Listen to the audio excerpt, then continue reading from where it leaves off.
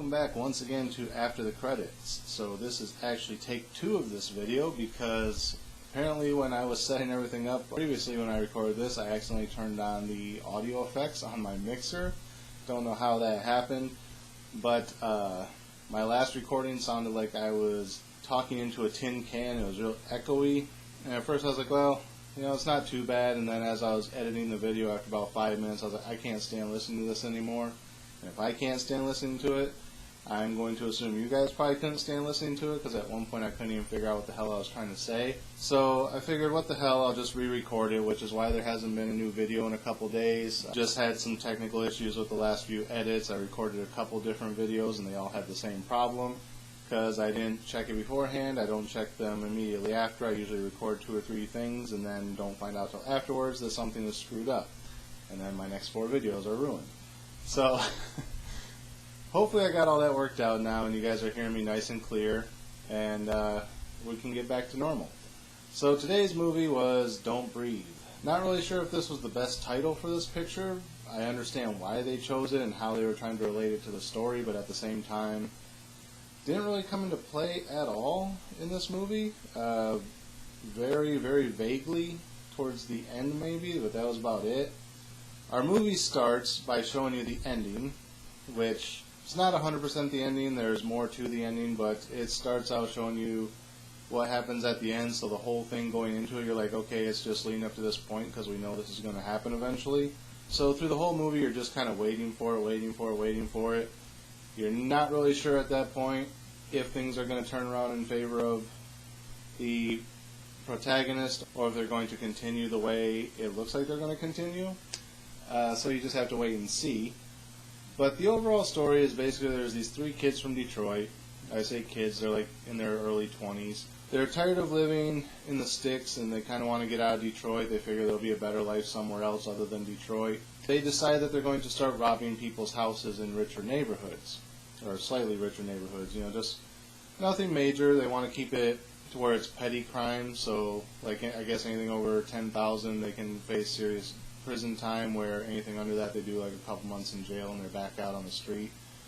So they try and keep it to low amounts. The one kid's father, I guess, runs a security company, so he has access to like all the security codes, spare keys to people's houses that the security companies might need to have if the police ever need to get into the property. They have access to it, things like that.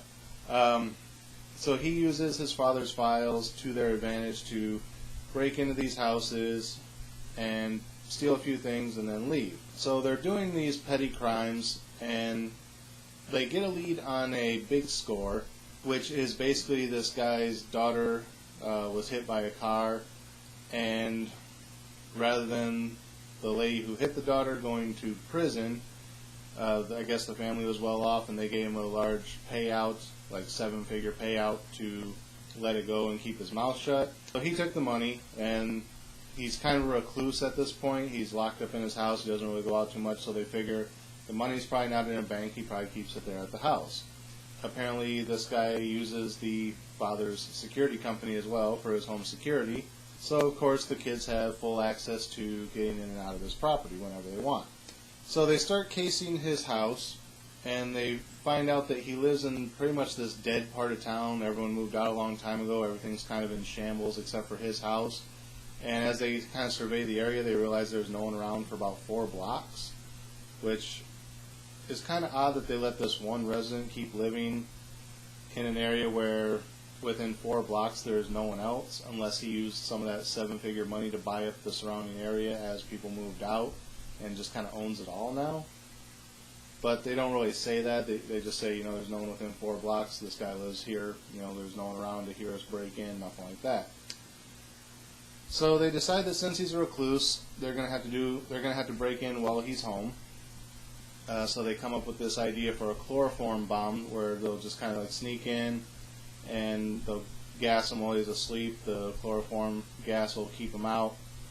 They can make as much noise as they want, rampage through the house, find the money, and he'll never know any different.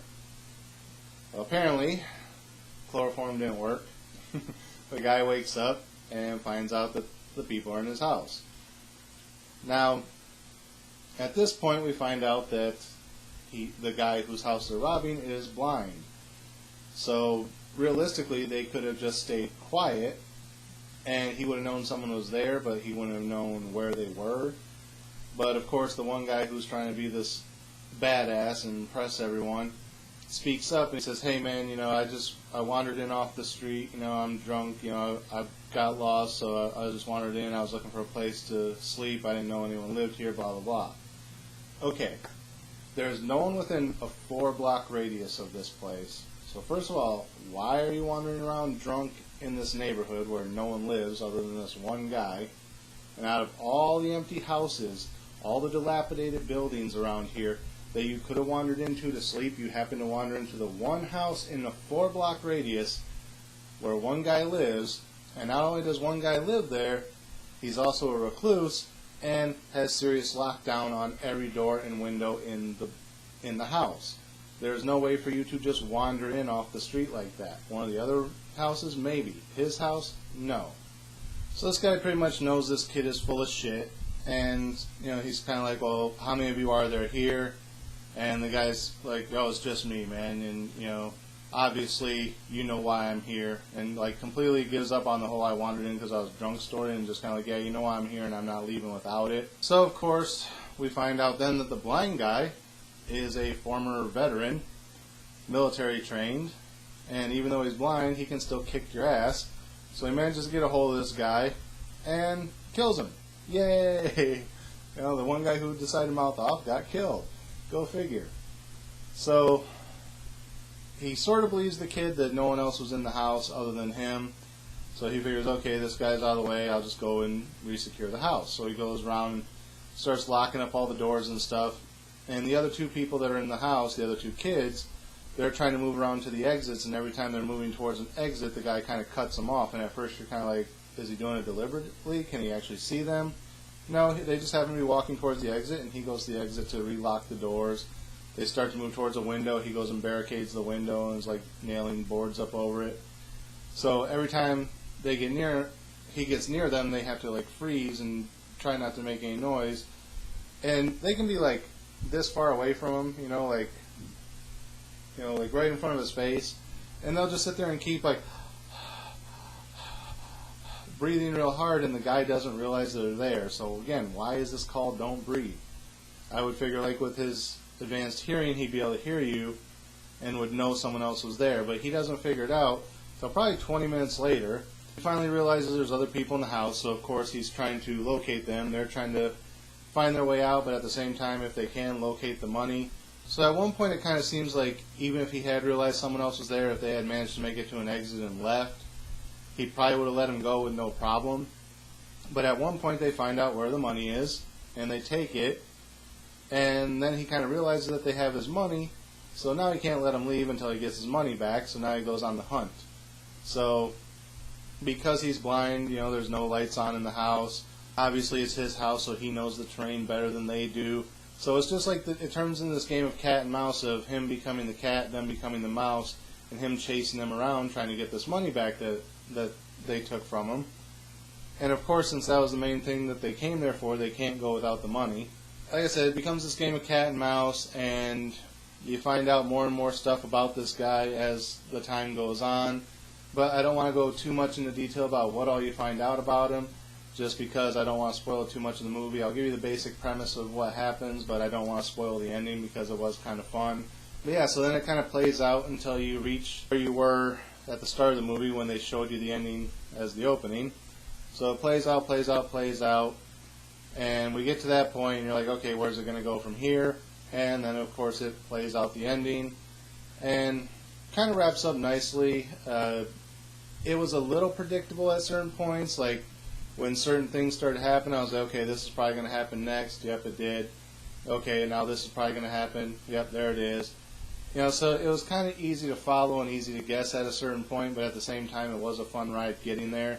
Again, I'm going to try not to spoil too much of it for you, just because it was a fun movie. I'd recommend going to see it. What would I give it as far as a star rating? I'd give it a 3.5, a solid 3.5.